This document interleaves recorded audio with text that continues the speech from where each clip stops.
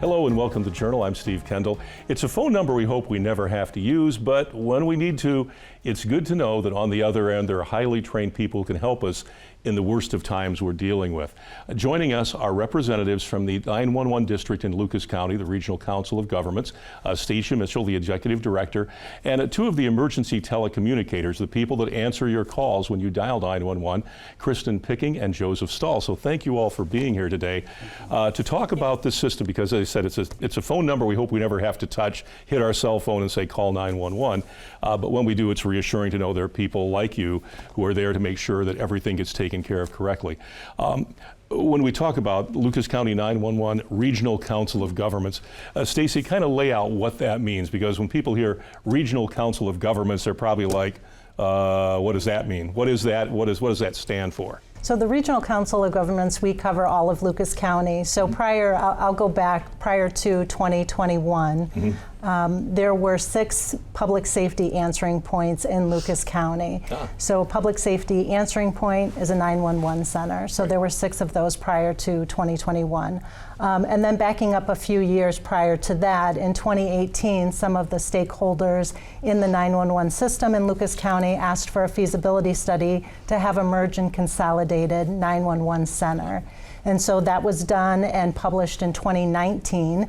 And then the short answer is yes, it was feasible. So there's a 911 final plan for each county in the state of Ohio. And so the 911 Planning Committee got together. They amended that plan to allow for a consolidated 911 center and dispatch center in Lucas County.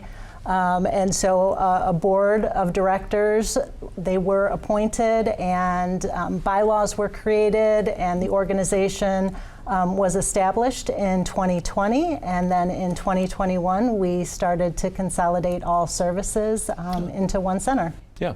Now, what were some of the kind of speed bumps along the way? Because a lot of times, and I think recently in Wood County, there was a discussion with a municipal entity talking about consolidating with the county. What are some of the things that people say, no, that's not a good idea? Why would we not centralize this to each county or each jurisdiction? So I think some of the speed bumps along the way were, do we have a standardized phone system? Do we have the same computer-aided dispatch system? So those were all things that you have to look at. Do we have, what radio system are we all working off of? Okay. So one of the fortunate things in Lucas County is prior to consolidation, we were all working off of the same 911 phone system, the same radio system, and so that made it a little bit less, bumpy for us. Yeah, because I know where I live, it used to be you'd call the fire station, then it would relay down, back, and come back.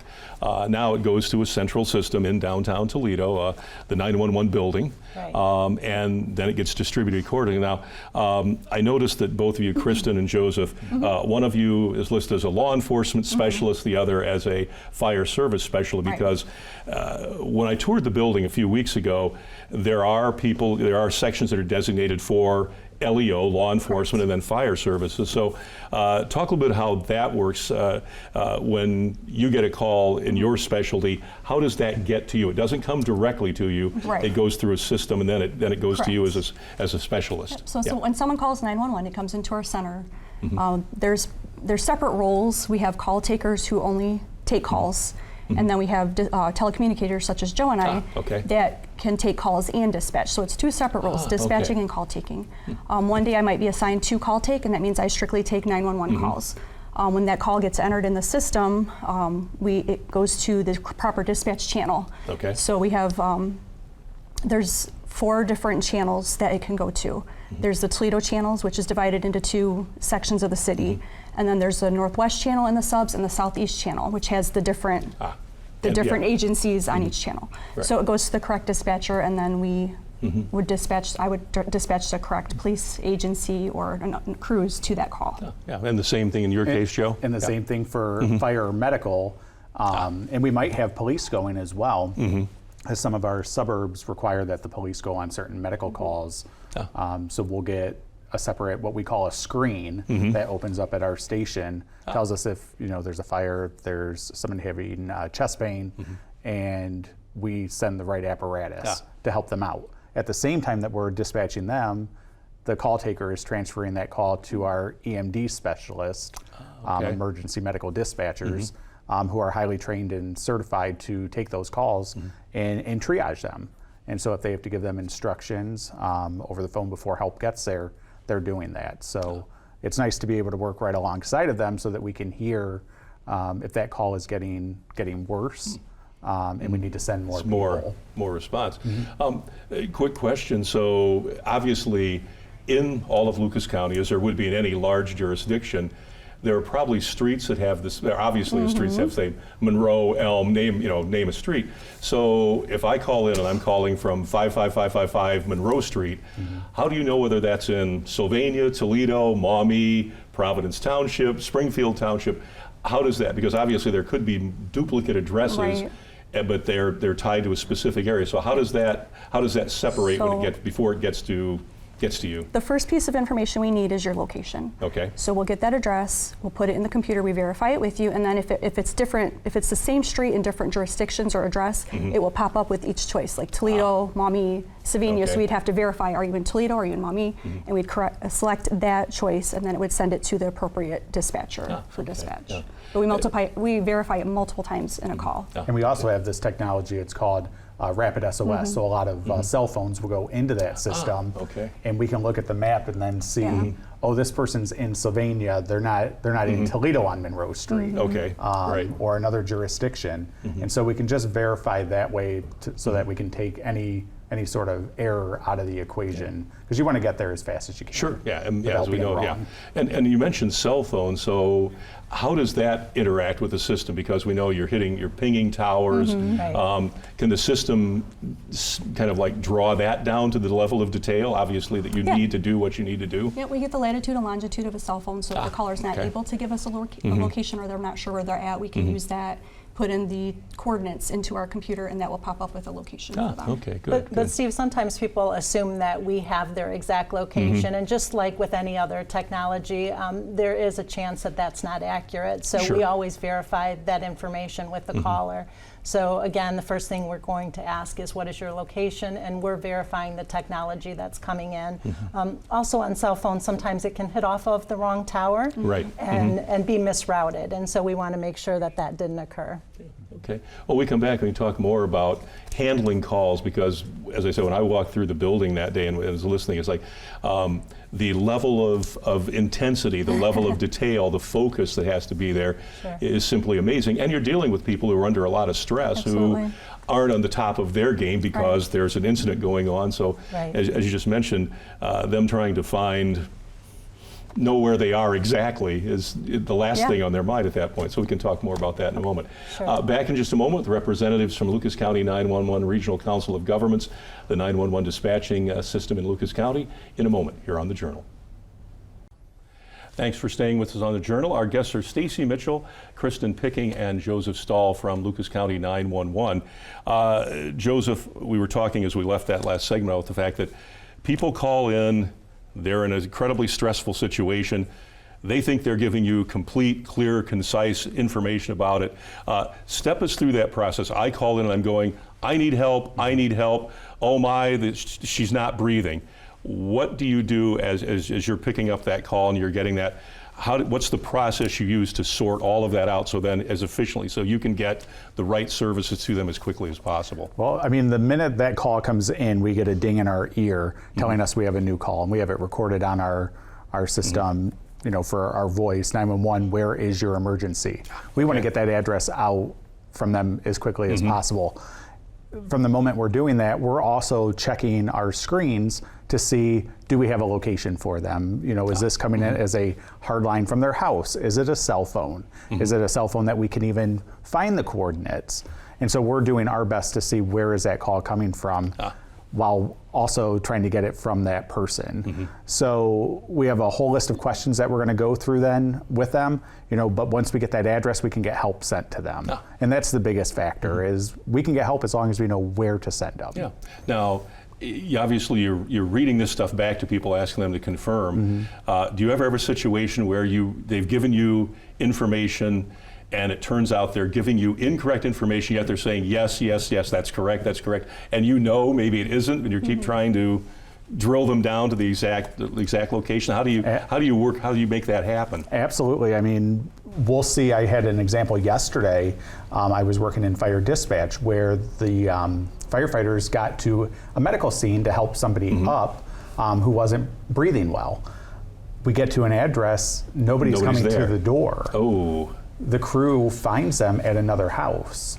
But imagine in the middle of the night or early morning, somebody just breaking down your door because it's the wrong address. Yeah. But that we're trying to do get in all there. kinds of unfortunate situations. We're trying to get in there to help them. And so one digit can mean a lot. It can mean across the street or across the intersection.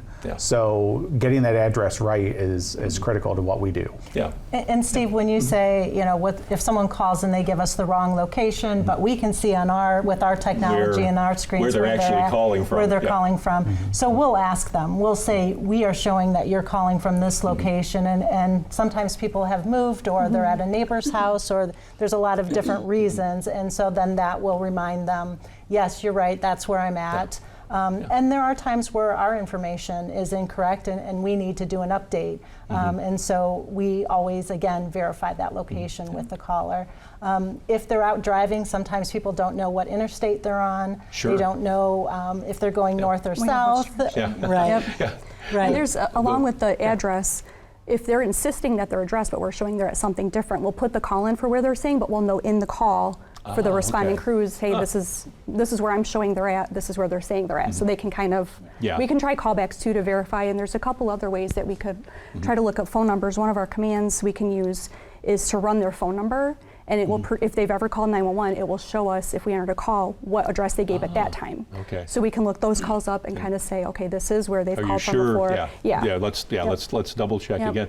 Because I know sometimes when you listen to, especially of course always major incidents that get on the news, and sometimes as a civilian you're listening, well, why do they keep asking? Why do they, don't they understand? But that's why, because you're looking at conflicting information, and you want to make sure that, as you said, Joe, when you send somebody that they go to exactly the right location. Probably one of the things that first responders run into is not everybody's really good at putting their street number on their house or their mailbox, so you guys might get them to the right location, but then they're like, okay, there's no number on this house. It says it must be between these two, so that's another factor out of your control, obviously. But I guess it's important to remind people to put a number out there so that if, gosh forbid, you have to ever use the service, they can find you when you've directed them to that address, and they're like, there's no numbers on all 5 houses, or which one is it? That kind of thing.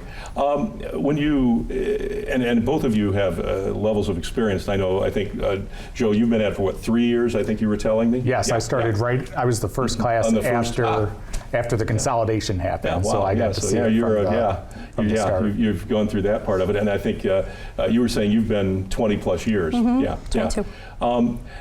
Was, especially Joe, as a new person, obviously you go through a lot of training, very intense training. I know when Stacey has talked to us about this, that not everybody who starts that class makes it all the way through, because the training is incredibly stressful, incredibly precise. After all of that training, and obviously it gets you tuned up to the point, what's it like, though, the first time you take your first real call, kind of like soloing in a plane? Now, now all that training hopefully kicks in and you step right through it. They take the training wheels off, and I mean, that's what it is. You have to ride the bike, but it is nerve-wracking, that first call, because you don't have somebody right behind you that you can lean on or hope they're going to catch if you make a mistake. So you have to be confident that you've been trained well, and you have all the skills and the tools right there at your disposal to handle that call and to get through it and make sure that somebody gets the help that they need. Now, Kristen, obviously you've been at it for a while, but did the training, was there anything that surprised you the first time you sat down after all your training? It's like, whoa, that's one they didn't talk about in training, or I see now why they made us talk about that. It's more the volume of calls that came in. I was really surprised at how often people call 911. true emergencies or not, but it was the volume of calls really surprised me, like how much 911 was actually used. Yeah. And you mentioned a good point though too, because there are emergency calls and there are non-emergency calls. So if a call comes in, how does that get routed? Look, this is obviously someone before it gets out to the call takers, they sort that out. So do you get a lot of people calling who, I mean, we hear anecdotal things about somebody called, wanted to order a pizza, or why isn't my pizza here, that kind of thing. I mean, how does that stuff really happen to any great degree, or is that the real anomalies that we hear about? I think it's probably something that does happen. I have not had that happen to me. But we do have the non-emergency related calls come through the 911 system. Which are serious calls, but not of the emergency nature. I mean, I was talking about one earlier. Somebody called 911, actually dialed those digits to ask if we were hiring. Oh, okay. You know, that's not a 911 emergency related call. We'll dispatch a trainer right out the side. That's not how that works. Okay. But well, that was the number they found first. Well, they'll know. I'll call 911. They'll tell me whether they're hiring or not. When we come back, let's talk a little more about that, because obviously you guys have experienced the range of calls. And one of the things I want to ask you about is how you maintain your focus, because obviously this is very emotional for people. And I think the one thing that was not surprising to me, but I was just so impressed by the fact of how focused you guys are when a call comes in, and obviously distressful situations, that kind of thing, and yet you guys stay right on point. So we'll talk about that when we come back. Back in just a moment with representatives of Lucas County 911 here on The Journal. You're with us on The Journal. Our guests are Stacey Mitchell, Kristen Picking, and Joseph Stahl from Lucas County 911. Stacey, we've talked about all the different kinds of calls you get and how you handle them, but what's the volume like? And obviously it probably increases year after year after year. Sure, and that's one thing Kristen mentioned that was surprising to her, is the volume of calls that we receive. So on average, between our emergency and our non-emergency lines, we're answering about 1,400 calls a day. Wow. Yeah, that's pretty amazing. And so a typical staff level on, if we walked into the office today, into the area, how many people would be working right now handling that volume of calls during the day? So again, we have our staff separated by specialties, and so we have probably during day shift between 6 and 7 call takers who are answering 911 calls, and that's all that they're doing. They're specifically assigned to the 911 calls, and then we have dispatchers for law and for fire and emergency. Okay, yeah. One of the things that I say when we were walking through there a few weeks ago as part of a tour of government officials, to make us sound like we're important. One of the things that I was really amazed about, I shouldn't have been, but I was impressed by it, was the fact that obviously you guys are handling calls, people in the worst situation they probably ever thought they'd be in. And yet the decorum and the process of going through that, how do you guys deal with the fact that you're talking with people who are in dire straits, they're extremely emotional, and yet you guys have to stay focused and get the job done? You talked a little about the mindset, Joe, but it's got to be something you have to think about sometimes, about, wow, I just handled a call. It's like, oh my gosh, that was something I never thought I'd have to talk to anybody about. Absolutely. I mean, you just never know what's going to be on the other end of that call. It might be something as simple as, I just need help up. Or it might be something as tragic as, our boat's sinking and we need help. You got to get them help as quickly as possible. So you do think about it. Not every call is going to be glorious. People aren't calling in because there's a happy time. They're calling in because they need help right away. So some calls do stick with you, but we know going into our day, we're here to make a difference. We're here to help the public out. And I think if you go in with that sort of a mindset, it makes for a better day for you as a telecommunicator. So you're not taking that home with you each day. Because it does make you stop and think, especially if you have families at home yourself. But it also helps you to be prepared. Helps you think about, do I have my smoke detectors working at home? Because you just handled a call where they didn't have any. So it helps you to think like that. I definitely think our training obviously comes into play for sure, keeping us focused. And it's not for everybody. The job is not for everybody, for sure. I mean, you work you know, it's a 24-hour-a-day agency every day. You work holidays, you work weekends, you work special birthdays, you know. So it's definitely not for everybody, but the right person comes in and they can set your feelings at that moment aside and just handle what's going on in front of you. And our training plays a big part in that, making sure we're obviously prepared to hit the floor and they're not going to let us go if we're not. So yeah, and I know, Stacey, when we've talked about the fact that, you know, you're always recruiting, always adding, because people come and go and people retire, do whatever. But the training weeds out quite a few people in the process. People may get in and after, and I don't know, what's the length of the training like? So if I applied today and said, oh yeah, you can be in class number whatever, what am I in for when I do that? How many weeks am I in for, or months? Yeah, so you're talking 4 to 6 months of training, and that does include classroom training, and we do, you know, simulations of 911 calls. You also do ride-alongs with our first responders, so you can see what it's like on the other side. You also sit with a trainer, a certified trainer, on every call that you take until they feel like you're ready to take a call on your own.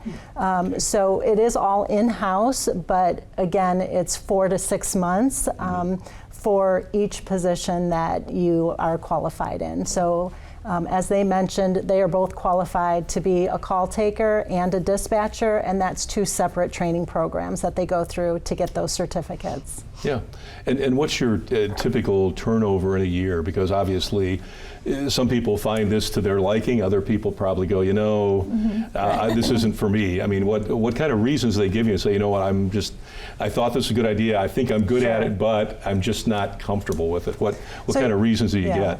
Well, so some of the reasons are just what you said.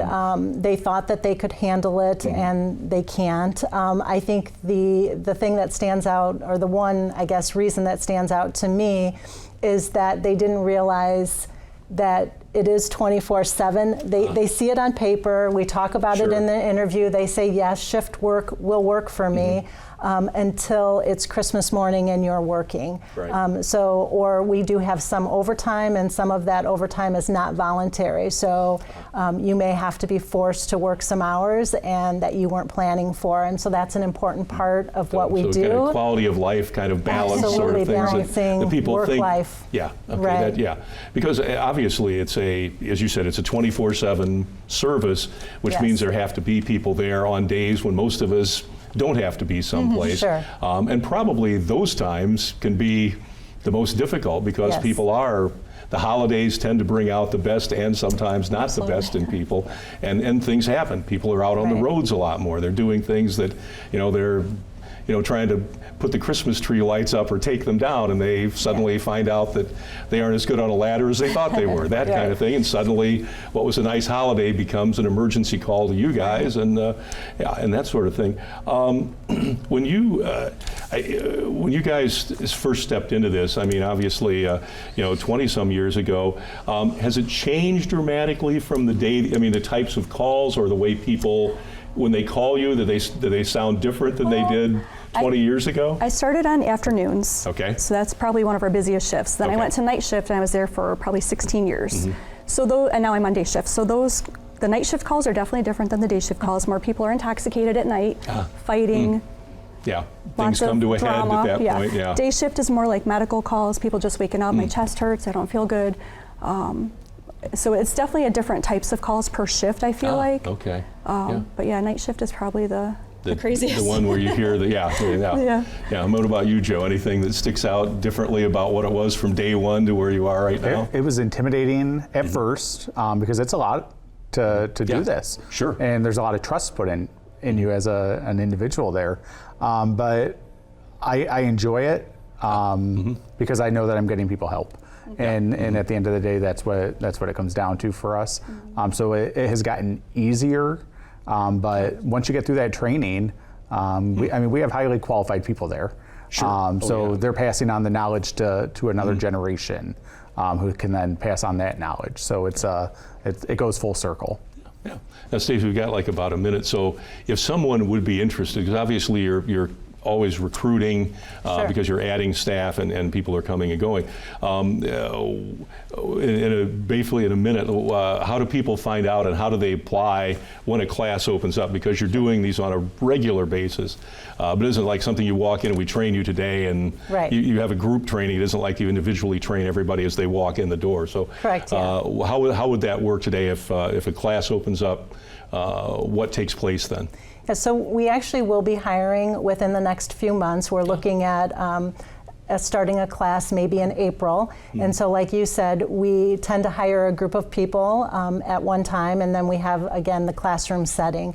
So if someone is interested, they should go to our website, which we just relaunched, and it's lc911.org, and there's a careers page that they can look and read the job description and see what the requirements are to see if this job is for them. Great, yeah, because that's, and we ask that they not call the number to Right. find it. Yeah, Right. good. Thank you. So good, yeah. Well, thank you guys so much for being here, and thank you so much for what you do, because Absolutely. I say, walking through there, I mean, it is impressive the way the system works, and the people obviously make the system work, and you guys are, I say, it's good to know that you're there if I ever have to pick up the phone, or anybody has to, that you guys will be able to get the best possible outcome you can for every individual that calls. So thank you so much for what you do. Thanks for having us. Thank you. Yep, you can check us out at WBGU.org. You can watch us every Thursday night at 8 o'clock. We appreciate you joining us tonight. Good night and good luck.